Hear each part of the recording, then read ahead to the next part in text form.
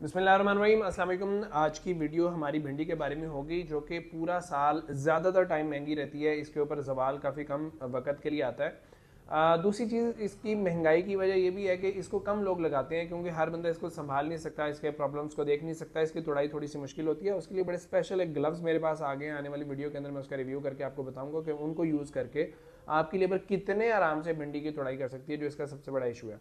किसी भी फसल को अगर हम उसकी पैदावार पूरी ले रहे हैं तो हमें मंदे के अंदर भी नुकसान नहीं होता। तो आज की वीडियो के अंदर हम बात कर लेते हैं कि पैदावार लेने के लिए सबसे ज़रूरी चीज़ क्या है। तो वो है आपका लगाने का सही तरीका। अगर आपके एकड़ के अंदर पौधों की तादाद पूरी है तो आपकी पैदावार पूरी आएगी। अगर पौधों की तादाद ही कम है तो फिर आपकी पैदावार पूरी हरगिज़ नहीं आ सकती। भिंडी लगाने का जो तरीका है उसमें नॉर्मली जो आपकी कमाद वाली खेलें होती हैं या आपकी आलू वाली जो सी खेलें होती हैं, उनकी एक साइड पे या दोनों साइड के ऊपर लगा दिया जाता है। जो एक्सपर्ट हजरात हैं, जहाँ पे लेबर अच्छी अवेलेबल है, वो दोनों साइडों के ऊपर लगाते हैं, जिससे उनकी पैदावार कम से कम 1 से 1.5 गुना बढ़ जाती है। जो लोग ज़रा नए होते हैं वो खेल की एक साइड के ऊपर लगाते हैं, जिसकी वजह से तोड़ाई थोड़ी सी आसान रहती है। अगर लेकिन इसमें जो मेरा ज़ाती एक्सपीरियंस है, अगर आप लोगों को सिंगल साइड लगानी है तो आलू या कमाद वाली साइड वो बेड यूज़ करें, जिसका टॉप जो सा होता है वो 12 इंच के आसपास होता है। अगर आपको दोनों साइड के ऊपर लगाना है तो उसमें वो बेड शेपर चूज़ करें जिसका टॉप जो सा है वो 18 इंच का हो, जिसके ऊपर हम 4 लाइनें प्याज की भी लगाते हैं। और उसकी जो पानी की खाली है वो 15 से 16 इंच हो, तो तकरीबन 34 से 36 इंच के आसपास आपका टोटल एरिया बनता है। इससे आपके पौधों की तादाद भी ज़्यादा हो जाती है और आपकी लेबर भी तोड़ाई के दौरान तंग नहीं होगी, गोडी करना भी आसान होगा इंशाल्लाह। इसको लगाने के बेस्ट टाइम के हवाले से अगर मैं बात करूं तो 20 फरवरी से इसका बेस्ट टाइम शुरू हो जाता है। उसके बाद ये पूरी गर्मियां लगती रहती है, क्योंकि बड़ी हार्डकोर किस्म की क्रॉप है। लेकिन अगर आप इसको 20 फरवरी से लेकर 15 मार्च के दरमियान लगा लें तो बड़ी अच्छी फसल इसकी आती है। गंदम की कटाई के बाद इसको लगाया जा सकता है, जुलाई में जाके इसको लगाया जा सकता है। तो ये फसल इन सारी गर्मी के सीजन्स को बड़े अच्छे तरीके से बर्दाश्त करती है। इसके अंदर सीड सिलेक्शन जो है वो बड़ी ज़रूरी है। अगर आप लोग देसी सीड लगाएंगे वो कद बहुत ज़्यादा करती है, हाइब्रिड सीड लगाएंगे वो कद कम रखती है, लेकिन उसके ऊपर भिंडी की तादाद ज़्यादा होती है। अब इसको लगाने के बाद इसका गोडी से अगर आप बचना चाहते हैं तो ये इसकी एस्मटोला क्लोर जो सी है वो इसके ऊपर ज़्यादा असर नहीं करती, जिसकी वजह से जड़ी बूटियों को भी बड़ा अच्छा कंट्रोल आपको मिल जाता है और आपको भिंडी के ऊपर भी किसी भी किस्म का स्ट्रेस देखने को नहीं मिलता। तो लगाने के 24 घंटे के अंदर अंदर अगर आप इसके ऊपर एस्मटोला क्लोर का स्प्रे कर दें तो आपकी भिंडी जड़ी बूटियों के इब्तदाई अटैक से जो है वो काफ़ी हद तक महफूज हो जाती है। अब लाइन टू लाइन डिस्टेंस तो मैंने आपको बता दिया कि खेल की एक तरफ लगा लें या दोनों तरफ लगा दें। प्लांट टू प्लांट डिस्टेंस इसका 4 इंच के आसपास रखा जाता है। करीब करीब करके इसको इसलिए लगाया जाता है कि स्पेस इसको ज़्यादा मिले तो कद ज़्यादा करती है, कद ज़्यादा करती है तो फल कम हो जाता है और तोड़ाई भी काफ़ी ज़्यादा मुश्किल हो जाती है। तो प्लांट टू प्लांट 3 से 4 इंच के फासले के ऊपर लगाएं तो आपकी बड़ी बेहतरीन क्रॉप होती है। बीज अगर आपका अच्छा है तो सिंगल बीज भी अगर आप लोग लगाएंगे तो तब भी आपकी क्रॉप बड़ी अच्छी जर्मिनेट करेगी। इसमें अगर आप सिंगल साइड के ऊपर लगाते हैं तो तकरीबन 2 किलो बीज आपका यूज़ हो जाता है। डबल साइड के ऊपर अगर आप लोग लगाते हैं तो 4 किलो बीज फी एकड़ के हिसाब से आप लोगों का यूज़ हो जाता है। बीज लगाने के बाद पानी लगाएं, पानी लगाने के बाद पहली स्प्रे करें, उसके बाद आपको गोडी की ज़रूरत नहीं होती है। मैक्सिमम 2 महीने के अंदर ये अपनी प्रोडक्शन के ऊपर आ जाती है। इसकी जो सबसे बड़ी प्रॉब्लम है वो इंसेक्ट अटैक है। इंसेक्ट के कंट्रोल के लिए जो नॉर्मल इंसेक्टिसाइड हैं, तेले के लिए जो भी स्प्रे होती हैं वो आप यूज़ कर सकते हैं। स्वाद एग्रो की डायनाडाइन यूज़ कर सकते हैं, जाफर कंपनी की मतोई यूज़ कर सकते हैं, समोडस यूज़ कर सकते हैं, सजेंटा कंपनी की तारा ग्रुप की जेनेटॉक्स आप लोग यूज़ कर सकते हैं।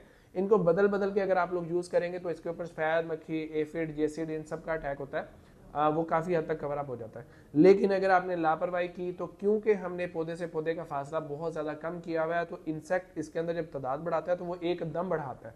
वो आपको शुरू से ही इसके ऊपर कंट्रोल करके रखना है, तो इंशाल्लाह आपकी फसल लंबे अरसे तक इंसेक्ट से महफूज रहेगी। अगर एक दफ़ा वो आ गए तो फिर प्रॉब्लम काफ़ी बढ़ सकती है। इसकी जो बीमारियां हैं उनके अंदर ज़्यादातर इसको रूट रॉट का इशू आता है कि जड़ सूखती है, आपका पूरा पौधा सूख जाता है, जड़ से ऊपर तने के ऊपर थोड़ा सा अटैक आ जाता है, या नॉर्मल हल्का फुल्का इसको डाउनी वगैरह का अटैक आ जाता है। उसके लिए कोई भी नॉर्मल से फंजीसाइड जैसे कि मेटालैक्सल मैंकोजेब आप यूज़ कर सकते हैं, साइमोक्सिल मैंकोजेब आप लोग यूज़ कर सकते हैं, तारा ग्रुप की आप रबल प्रोडक्ट है वो यूज़ कर सकते हैं, इसके अलावा स्वाद एग्रो की एयर वन आप लोग यूज़ कर सकते हैं। तो ये वो फंजीसाइड हैं जो इसको फंगस से बहुत दूर रखते हैं। इसकी तोड़ाई एक दिन छोड़ के दूसरे दिन होती है। जो लोग इसको एक दिन छोड़ के दूसरे दिन तोड़ते रहते हैं उनकी भिंडी बड़ी नरम, नाजुक और खूबसूरत होती है, वरना एक ही दिन के अंदर ये अपना लंबाई करके फिर वो सख्त हो जाती है और उसका रेट आप लोगों को अच्छा नहीं मिलता। तो इसको अगर आप लोग एक दिन छोड़ के एक दिन तोड़ा, आपने मिसाल के तौर पे एकड़ लगाया हुआ है तो 4 कनाल एक दिन तोड़ लें, 4 कनाल दूसरे दिन तोड़ लें, तो वो बड़ी ज़बरदस्त रहती है आप लोगों के लिए। ज़्यादा प्रॉब्लम नहीं है, गोलियां भी आप लोगों की बच जाती हैं स्प्रे करने की वजह से। इसके ऊपर अगर माइक्रो न्यूट्रेंट के स्प्रे आप लोग करवाते रहें तो इसकी जो फूल झड़ने की जो प्रॉब्लम होती है उसका सामना आप लोगों को नहीं करना पड़ता।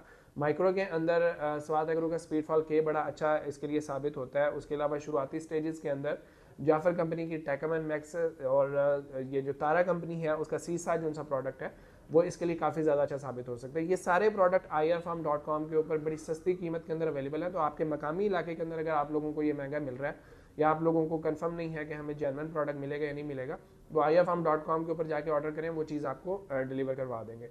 अगली चीज़ आ जाती है कि इसकी पैदावार को गर्मियों के अंदर भी जारी रखना, क्योंकि आम बीज जो उनसे होते हैं वो गर्मियों के अंदर छोटे छोटे से इतना मतलब इंची 1.5 इंची की भिंडी बनेगी और उसके बाद वो वहीं पर रुक जाती है।